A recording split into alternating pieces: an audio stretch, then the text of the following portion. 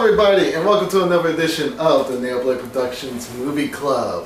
Whether you're joining us via, or you heard about us via Facebook, Twitter, or our very own personal YouTube page, or our very own personal web page. It's finally up! It's finally up! We are super happy to have you here. I am Nado. With me as always, the one and only, The indelible bladed one. and this handsome gentleman to my right, Shadow. And today we're going to be talking about Turbo Kid. It was released in 2015, starring Monroe Chambers and Lawrence LeBeau in a post-apocalyptic, not too future, not too past. It's kind of funky, it's kind of weird. It got a lot of praise from South by Southwest and the Sundance Film Festival.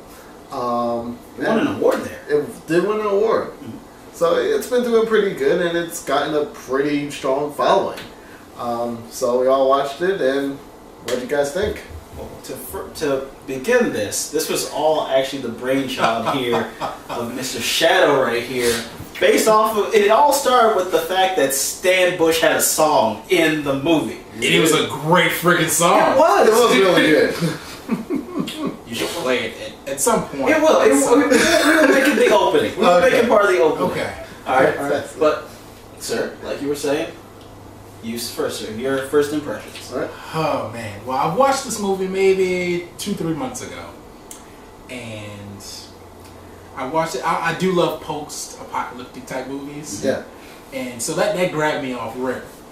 It didn't dawn on me who the actors were. Like I thought it was kind of low key, low budget type film at first, but then I was like, I know that star. Mm-hmm. And I, of course, Google's a thing, so I Google him. I'm like, hold on, he was in Degrassi. So I thought that was pretty cool, to see him go from that to this type of movie.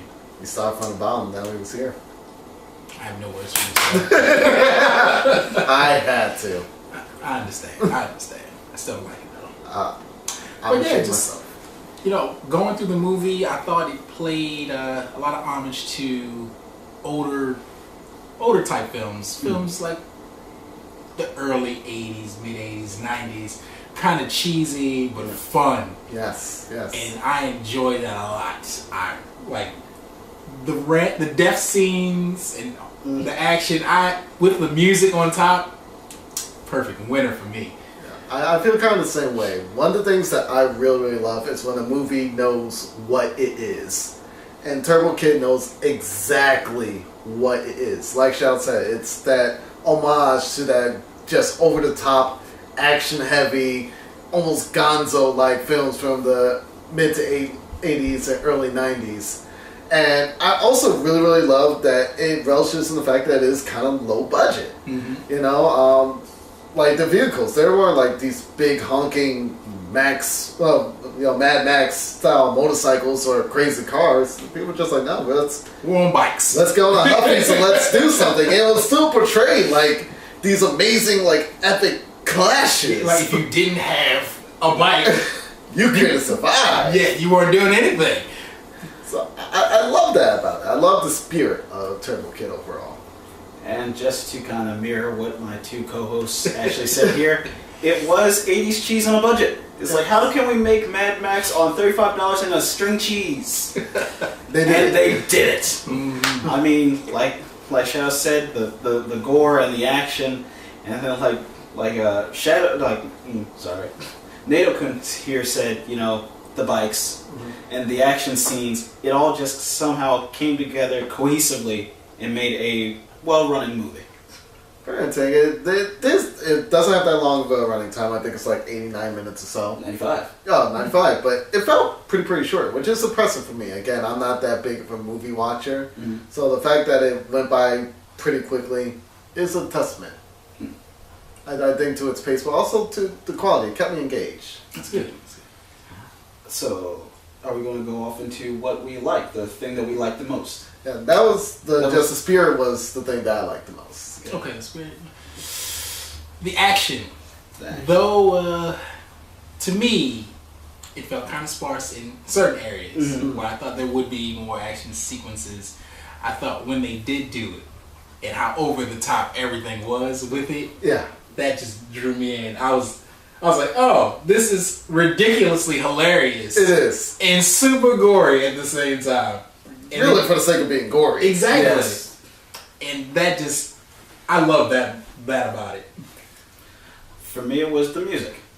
I absolutely love that 80s synth, yes. rocking music that they had in the background. Yes. And The then, of beginning course, theme was awesome. yeah, and, well, that came out a long time ago. Oh. That came out like in the 80s. That was vintage Stan Bush. Makes sense. Why I love it so much. Vintage Stan Bush. But the other one, I can't remember the artist's name, but he's actually kind of well known. He's done he's done albums before, and I think this may have been one of his first soundtracks. You can look it up. And it was on point. It was on point for the movie that we were watching. It was pure encapsulated 80s. It was like, I'm going to take you back there and make you think this. The only thing that was missing is probably, Schwarzenegger as Prime and maybe a little Jean-Claude Van Damme. That's all that was missing. Put a little cyborg in there, and Universal Soldier, and we would have had it. Yeah. I mean, well, technically, we did have our cyborg. We did, didn't we? We did. We really We did. had a lot Yeah. more than, initially I thought, like, at first, with the lead female character, Apple, Yeah.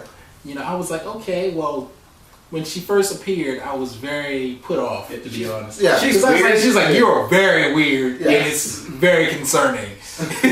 It was a little when she was talking to the dead it was body. very much Yes, to yes. get adjusted to. Oh yeah, but like going through the movie and then her actually explaining that she was, spoiler alert, a robot, This is the first one we actually need. Yeah. Yes!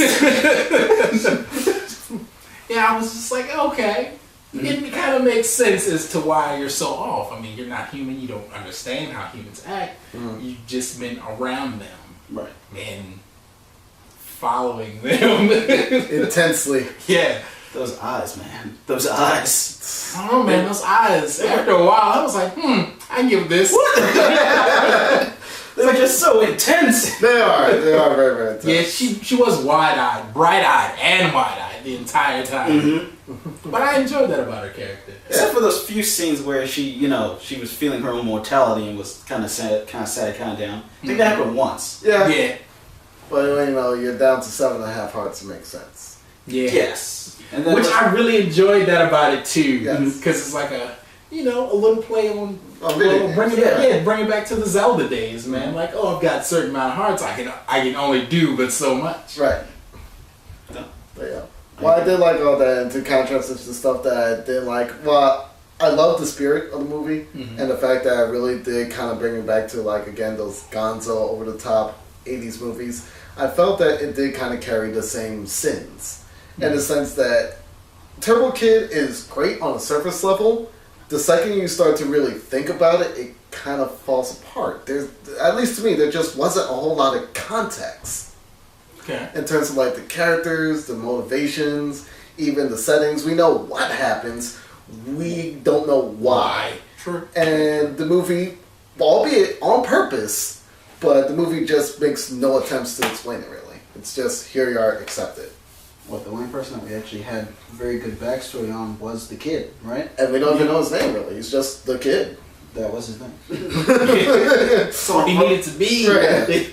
I mean, he was the kid, his parents were the mother and the father. Yeah. That's it. That's it. No other names. I think for me, where it failed for me is, and it may be just me getting sensitive in my older age, the gore. It was just so over the top. It was so over the top for me. It was so over the top. I was like, okay, Some of it was pretty mature. we're getting we're getting this is a bit much. And I mean, I've watched things that were just kind of seem hateful. Yeah, But talking about guys getting thank God, just like buckets yeah, of just blood. blood. I'm like, no, it's not real. Really? It ain't real. Of course, Did you really Just get kind of once. crazy on that? Just once. There, I mean, everything else was just kind of. and the guy what it with was. the intestines and That got me. I Woo! was like, Like, that's gruesome. I'm like, really? It actually took me back to. It reminded me of course, what's his name? Was it David Cronenberg, the guy who made The Fly? That stuff. How grotesque that was, and then of course things like Genocyber, one of the animes I watched, just how over the top the violence and the gore is. I can watch them all day, every day. But this, for some reason, was like, oh, I wasn't expecting this. Yeah. When you said Turbo Kid, I was like, oh, it's gonna be this kid on a BMX bike. He's gonna be in some futuristic world. All right, this I can get that. And then I'm like, I think what might have hit you a little bit is the fact that like the rest of the production does look noticeably cheap. Mm-hmm. Not in a bad way, but it does. But the gore is just like so in your face and so elaborate. You can tell that's where like a lot of the budget went. yeah. They really did make an effort to make it as grotesque as possible, and they did a great job on that. But there probably was just a little bit of too much. Yeah, just a little bit of dissonance in there, just a little bit. Okay. Kind of like seeing the cartoon drawing, and then out of nowhere you get a 3D print then in the middle. It's just jarring. Yeah. How about for you, Shan? Was there anything in Turbo Kid that kind of put you off at all? Can't say anything really put me off, like, to that extent. Mm-hmm. But there were a few times in the movie where I felt like it slowed down a lot. I was like, okay, well, you've gone from this heavy pace, this very action-packed portion of this movie, and in transition to, the next act or whatnot, you've slowed down tremendously. But I feel like the majority of movies do this. It's just that pacing but this one really slowed down for me a bit, and I was like, all right, well, come on, can we pick this up a little bit before I become uninterested. But luckily, it did end up picking up. Quite a bit. Yeah, and then I got back into it fully. I will say that ending fight sequence. That whole ending fight was pretty insane. And I mean, and like Shao said, spoiler alert, I was not expecting for the main bad guy to be a cyborg. That was a fun little twist. I mean, I thought something was up the moment that he didn't explode. When he everybody else was just like, million pieces. Everybody's going up like water balloons with this guy. Why did he blow up? Oh, he gets up, half his face is shredded off. Which Apple's just like, what you did now? Homage to Terminator. Yeah. But I mean, they never made it seem like that was a possibility, especially when he got shot in the eye by the mother. Yeah, that's right. I mean, he pulls it out. You think he just, he lost his eye, but no, he just lost a little flap over his eye, or he was just faking because he just threw that stuff off. He was like, I don't need it anyway. I'm a cyborg. What you gonna do? I'm gonna, garlic gun all over your face. Right. Well, I won't say as typically negative. Because again, I recognize that was kind of the point of the movie. That's one of the things I found weird about it. There is, when you think about it, there's a lot of places for like interesting lore in Turbo Kid. Now I kind of want to know more about the cyborgs and how they're created and like the different types, and I want to know more about Turbo Kid. Was he a superhero? Was he just a comic book character? Was he both? There's just weird spaceship thing there. Where did that came from? Well, I think in that aspect that came from Turbo, the original, was it Turbo Rider? Yeah, Turbo Rider. That he was real, and then the comic book was based off of him, and that's why you had the spaceship, and how the kid ended up there, though it was happenstance, for lack of a better term. When he found it was like, oh, well, this dude obviously who I've worshipped this entire time turns out to be real, and now I'm him. Yeah, I've embodied him. Though slightly reluctantly. Yes. To save some girl that annoyed him like 30 minutes prior. But the thing is that I believe that this movie really needed Apple. Because it gave levity. It not only gave levity, it also gave me a certain aspect of the movie that I was hoping that they were going to give me, and that was the idea of tragedy at the end. He couldn't just be this ultimate hero without having this additional sacrifice. He had to give up something at the end, and it was Apple. It was Apple, right. After just she came back twice. Yeah. And then seemed to really be progressing between them. Yeah. I mean, the whole kiss thing, and then boom.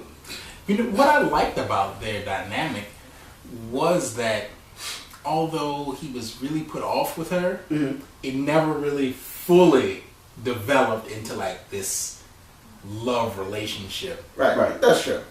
I really enjoyed. See, they would get closer, and there were times where they kind of played off on it. Like I remember her vomiting on him, which I thought was pretty funny. I laughed like, "Oh, way to kill the moon."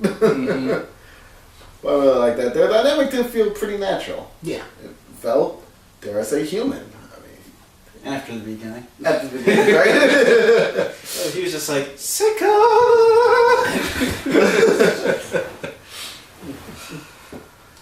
Again, once I got used to her, and it did take me a while. Like y'all said, she was just like, She was just so in your face. Yeah. And like, I felt like, had I been in his position, 3 feet. Yeah, I need my bubble. And don't touch my stuff. Exactly. And she's like, what is this? What is that? What is that? And I'm like, whew. It's touching me deep in my soul. And I just want like, yo, get out!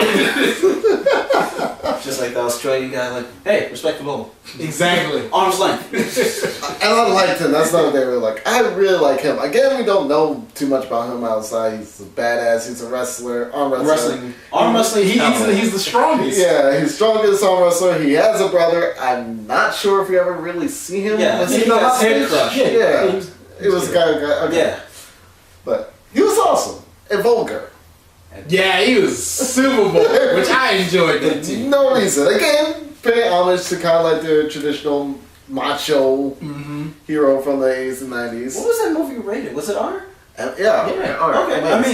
I imagine it would have to be unless the effects were just seen as so childish that. But I feel like even with like gory effects, such as they displayed, they'll still give it a R rating because it's still perceived. Oh, definitely. To a kid, it would still look like, oh, this can happen.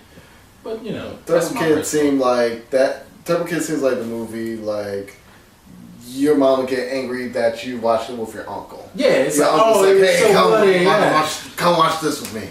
Yeah. Soundtrack was made by Lamato. Remember that when you want to go buy it, Lamato. Yeah, I'm gonna have to listen to the soundtrack again because I was telling Blade off camera, the soundtrack just kind of blended into me. But outside the beginning, I thought it was a little weak. But I think that it blended in for you because there was just so much going on, except for those really slow parts. Right. So, I mean, you're so invested in what's going on that just faded into the background. It's very possible. Because I actually listened to the soundtrack again today at work, and I was like, let's get it. Yeah, definitely. It's what's that one song when she was teaching him how to fight, and the song is "Eyes Throws Generals." Yo, that gets me hyped. See, lessons for life, by the way. Best way to become a master of kicking ass. You go for the eyes, the throat, and the genitals. Strike first, strike hard, show no mercy. Exactly. It was fun for her. oh. I didn't even know like that. No, I got you. I get you. But Sharon, what would you rate this movie? Let's see, on a scale of 1 to 5. 1 to 5. I'd give it. As I enjoyed it a little bit, I think a little bit more than you guys. Being the one who suggested it. I'd definitely give it a strong 4. Okay.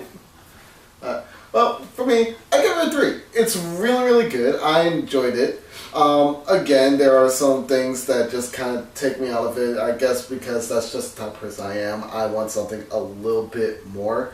To me, Turbo Kid it's a good fancy dessert. It tastes really, really good, and then on to the next one.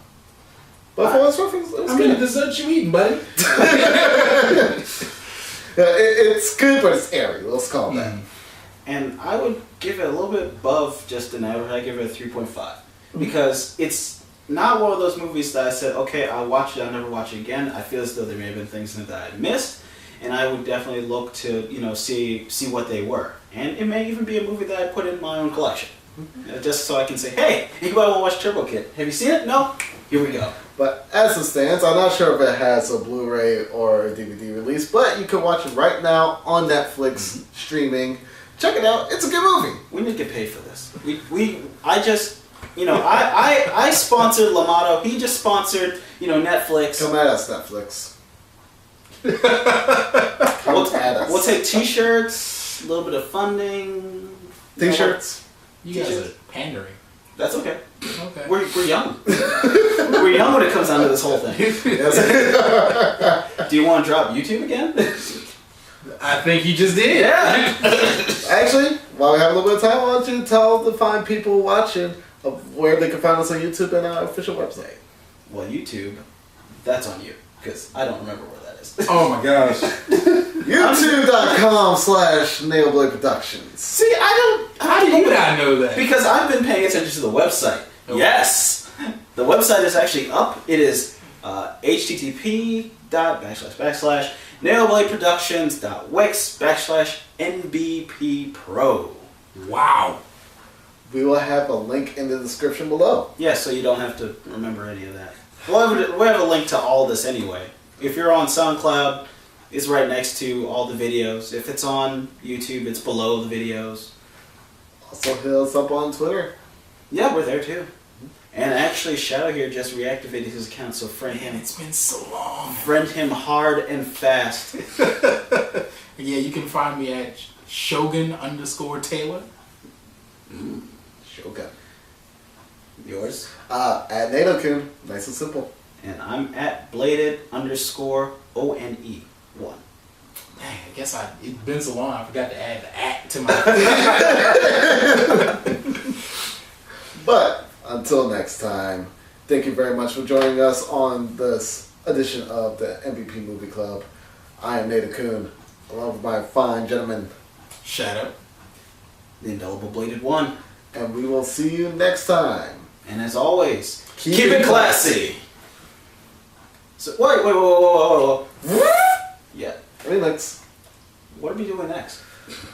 Well, I do believe this one is my choice. All right. So, next time on the MVP Movie Club, we're going to be looking at Rama 1/2, the movie 2, Ni Hao My Concubine. All right. Stay tuned. Not for real this time, keep it classy, bye.